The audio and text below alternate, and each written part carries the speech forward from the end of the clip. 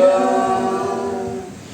ఈ జీవిత కాలమే బ్రతుకు కాదని మరణమైన తరువాత అసలు బ్రతుకని ఈ జీవిత కాలమే బ్రతుకు కాదని మరణమైన తరువాత అసలు బ్రతుకని నిరీక్షణ కలిగి బ్రతుకుచుంటిని నిరీక్షణ కలిగి బ్రతుకుచుంటిని ధన్యులము అందుకే ధన్యులము ధన్యులమయ్యా మేము ఈ ధరలో